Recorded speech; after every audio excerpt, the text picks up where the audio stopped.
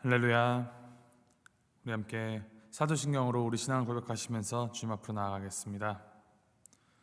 전능하사 천지를 만드신 하나님 아버지를 내가 믿사오며 그 외아들 우리 주 예수 그리스도를 믿사오니 이는 성령으로 잉태하사 동정녀 마리아에게 나시고 본디오 빌라도에게 고난을 받으사 십자가에 못 박혀 죽으시고 장사한 지 사흘 만에 죽은 자 가운데서 다시 살아나시며 하늘에 오르사 전능하신 하나님 우편에 앉아 계시다가 저리로서 산자와 죽은 자를 심판하러 오시리라.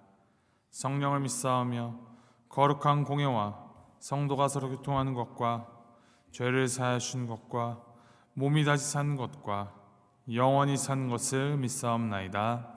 아멘. 찬송가 10장 우리 함께 찬양합니다. 찬송가 10장 전능왕 오셔서 함께 찬양하시겠습니다.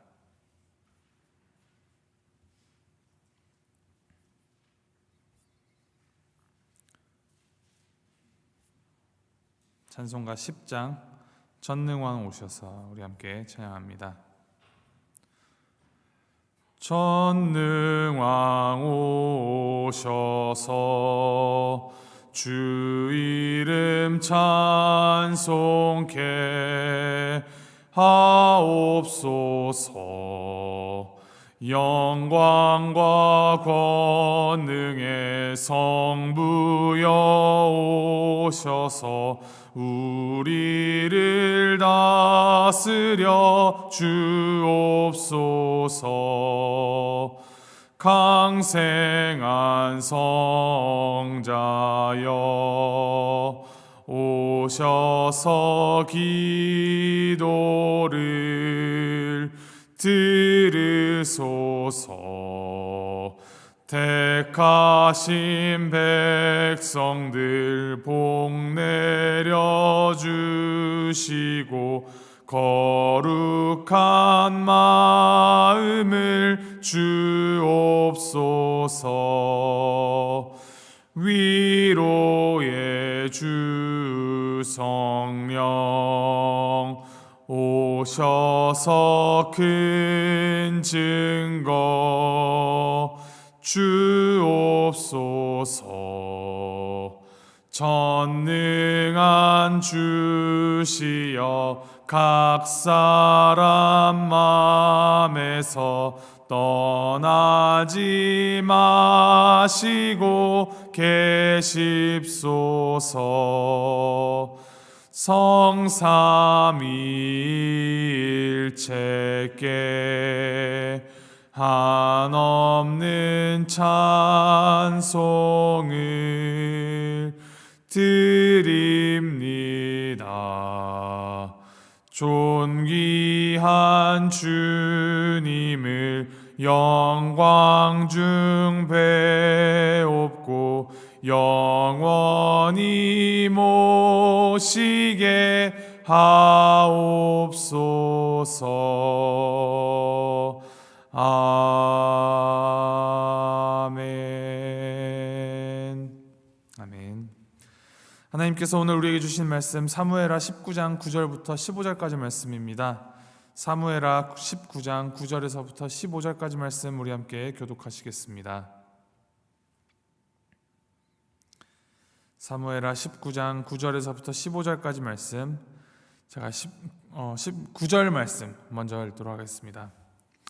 이스라엘 모든 지파 백성들이 변론하여 이르되 왕이 우리를 원수의 손에서 구원하여 내셨고 또 우리를 블레셋 사람들의 손에서 구원하셨으나 이제 압살롬을 피하여 그 땅에서 나가셨고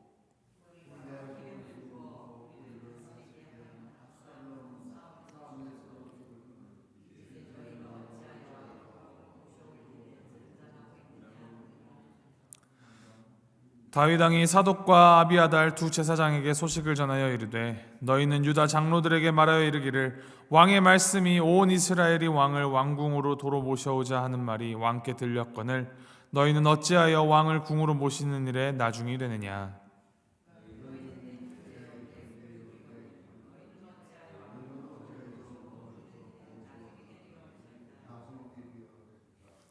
너희는 또 아마사에게 이르기를 너는 내 고륙이 아니냐. 내가 요압을 이어서 항상 내 앞에서 지휘관이 되지 아니하면 하나님이 내게 벌 위에 벌을 내리시기를 바라노라 하셨다 하라 하여.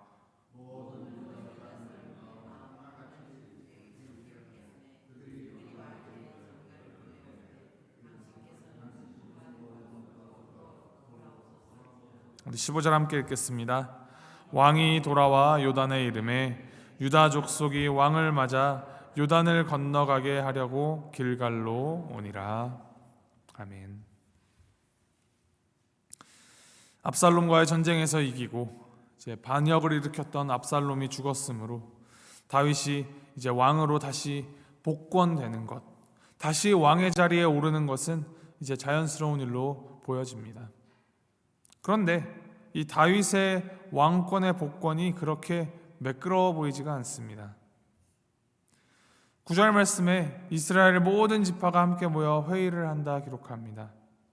여기서 이제 이스라엘이라 하면 유다 지파를 제외한 다른 모든 지파를 가리키는 말입니다. 이 중에는 이제 과거 압살롬을 지지했던 무리들도 있습니다. 다윗을 저버렸던 사람들이죠. 그들은 다윗의 허물에 실망하기도 했고 이 압살롬의 수려한 외모나 그의 이제 능력에 반하여서 그에게 기름을 부어 왕으로 섬기기도 했습니다.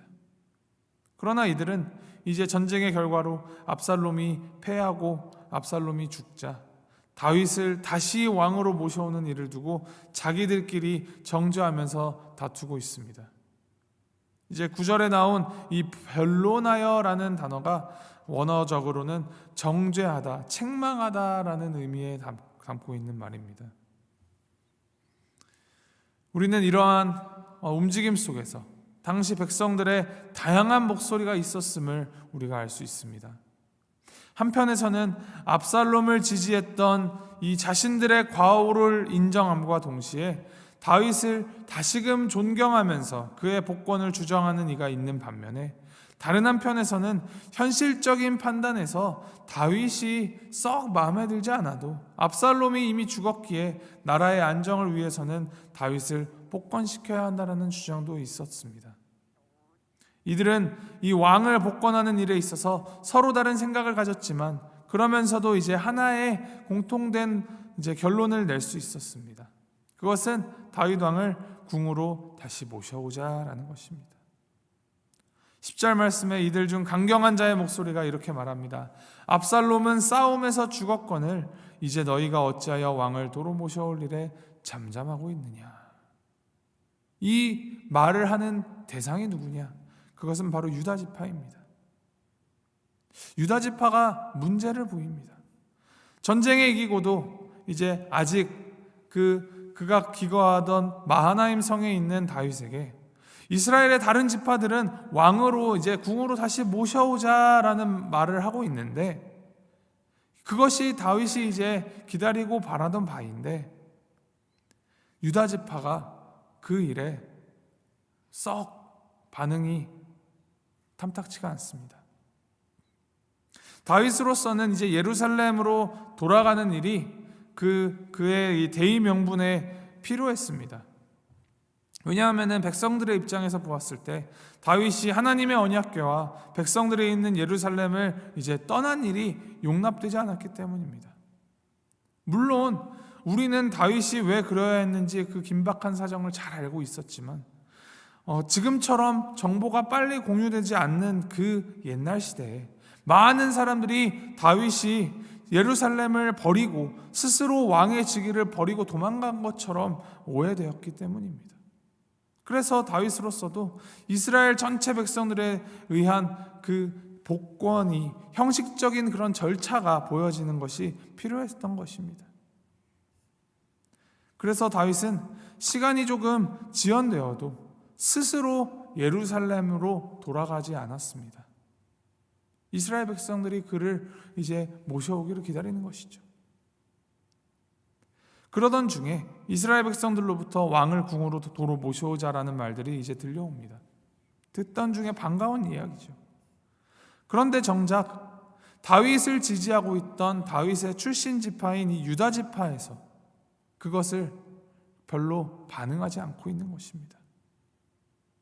그래서 다윗은 예루살렘 성에 있는 두 제사장 사독과 아비아달에게 연락하여서 유다의 장로들에게 이를 의논하라고 지시합니다.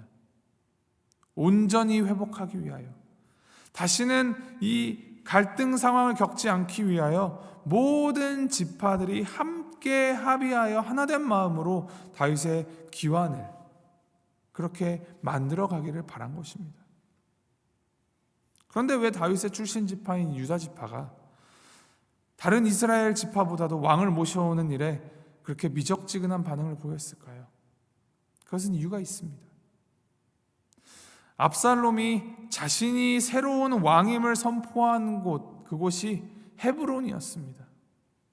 과거 다윗이 사울로부터 도망다니다가 기반을 잡기 위하여서 이제 정착하여 4년 6개월 동안 다스렸던 땅, 다윗의 가장 굳건한 지지 기반이며 이 유다 지파의 가장 유력한 성읍이 바로 헤브론이었습니다. 그러한 헤브론에서 압살롬이 자신이 왕임을 선포하였다라는 것은, 다시 말하자면 누구보다도 다윗 곁에 있으면서 다윗을 충성스럽게 보좌했던 사람들도 유다 지파였지만, 또 동시에 누구보다도 압살롬 편에 서서 다윗을 위태롭게 했던 것 또한 유다 지파였다라는 말입니다. 그러니 유다 지파 안에서 쪼개져서 갈등 상황이 있었다라는 것입니다.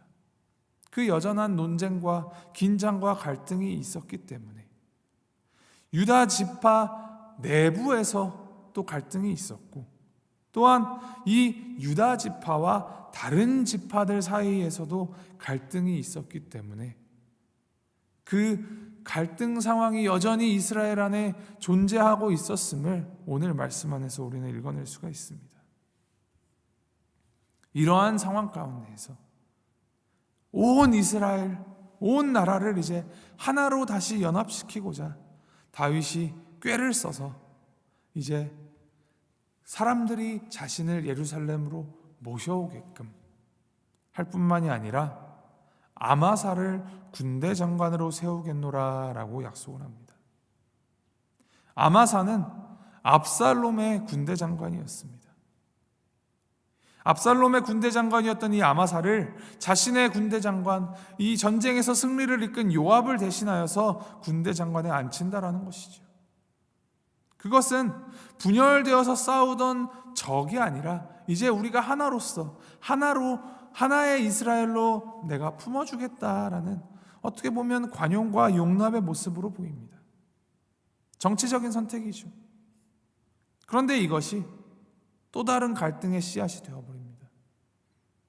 다윗으로서는 아마사를 이 군대 장관으로 삼는 것이 압살롬의 세력을 다시 끌어안기 위한 방편임과 동시에 아들 압살롬을 죽였던 이 요압에 대한 징계의 차원이었습니다. 이렇게 자신을 적대시하고 맞서 싸우던 자들을 품어주는 이 다윗의 유아 정책만 따로 떼어내어서 보면은 지혜롭고 자비가 넘치는 선택처럼 보이는데, 그리고 분명히 단기적으로는 다윗의 이러한 꾀가 효과를 가져왔지만 후에 길게 보아서는 결국 그 안에 또 다른 분쟁과 또 다른 갈등 상황을 초래하게 되고 후일에 왕국 분열의 씨앗으로 작용하게 됩니다. 이 내부에 깊숙이 뿌리내린 갈등의 혼란의 불씨는 잠재우지 못하고 나중에 이제 보겠지만 이 요압이 불만을 가지고 들고 일어서서 아마사를 죽이게 되는 계기가 됩니다. 참으로 안타까운 것은 이 갈등을 봉합하고 왕권을 복권하는 이 매우 중요한 일을 계획하고 논의하고 수행하면서도 그 누구도 하나님의 뜻을 구하고 하나님에게 나아가 인도하심을 구하지 않았다라는 사실입니다.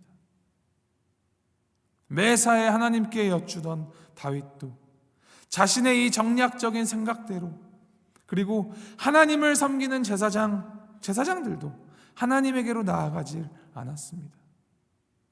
이 모든 과정 가운데서 결국에는 인간이 인간의 힘으로 자기 생각에 옳은 대로 행하였던 것입니다. 이스라엘의 진정한 왕은 하나님이신데 여호와 하나님이신데 하나님은 젖혀두고 압살롬이냐 다윗이냐 그것을 두고 싸우는 그 우매함이 오늘 말씀 안에서도 계속되는 것입니다. 그럼에도 불구하고 이러한 이스라엘 가운데에서도 하나님께서는 이 모든 과정을 통하여서 계속하여 역사하셨으며 계속하여 다윗을 하나님의 사람으로 빚어가고 계시며 또 그와 동행해 주셨습니다. 크나큰 어려움을 맞닥뜨렸습니다. 그리고 이제는 그 어려움을 넘었다 싶습니다. 이제 그 어려움을 넘어섰으니 이젠 됐다. 더 이상 어려움은 없을 것이다 라고 안심하고 마음을 놓았을 때 그때가 하나님에게서 가장 멀어질 수 있는 순간이었습니다. 우리의 인생 산 넘어 또 다른 산, 계속하여 산 넘어 산입니다. 우리의 힘으로는, 우리의 생각으로는, 우리의 능력으로는 그 모든 어려움을 벗어나거나 이겨낼 수가 없습니다. 중요한 것은 이러한 첩첩산중 같은 계속하여 맞닥뜨리는 이 고난과 역경의 연속 속에서도 하나님께서는 이것들을 통하여 우리를 괴롭게 하시고 우리를 고통받게 하려 하시는 것이 아니라 계속하여서 그 가운데에서 우리를 연단하시면서 하나님의 손에 의하여 빚어져가는 존재라는 사실을 우리가 잊지 않게 하시도록 하나님의 은혜가 계속하여 함께 계시고 있다는 것입니다. 이것을 기억하시면서 하나님을 진정 우리 삶의 왕으로 모시고 우리 삶의 주인으로 모시고 주님의 뜻을 구하면서 하나님의 뜻을 분별하고 믿음으로 순종하며 살아가기를 소망합니다. 오늘 하루 살아가면서 그 모든 우리의 순간순간들 속에서 하나님의 은혜가 아니면 우리는 살아갈 수 없는 존재임을 늘 되새기시면서 그 은혜에 기대어서 그 은혜에 힘입어서 오늘을 주님과 동행하는 우리 모두가 되기를 주님의 이름으로 소망하고 축복합니다. 함께 기도하시겠습니다.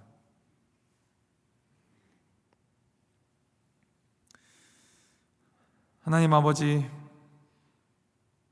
우리는 모든 삶의 순간순간 가운데 하나님의 은혜가 필요한 존재들입니다.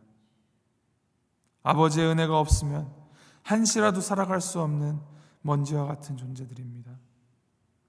주여, 우리 인생 가운데 멈추지 않는 그 수많은 역경 가운데에서도 그 가운데서 하나님의 은혜를 덧입도록 주님 은혜를 베풀어 주시고 주님의 은혜가 늘 충만하게 우리와 함께 있음을 잊지 않게 하시며 주님의 은혜만 되새기면서 나의 힘, 나의 생각, 나의 힘이 아닌 오직 주님의 뜻을 따라 살아갈 수 있는 주님의 그 지혜와 또 믿음의 결단을 우리에게 더하여 주시고 부어 주시옵소서.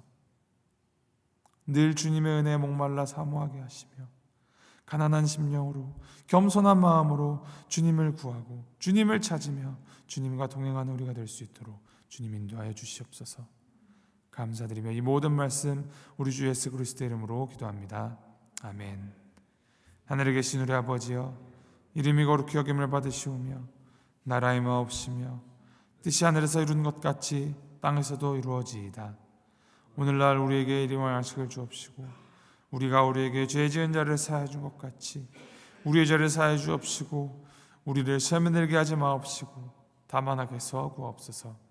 대개 나라와 권세와 영광이 아버지께 영원히 있사옵나이다. 아멘.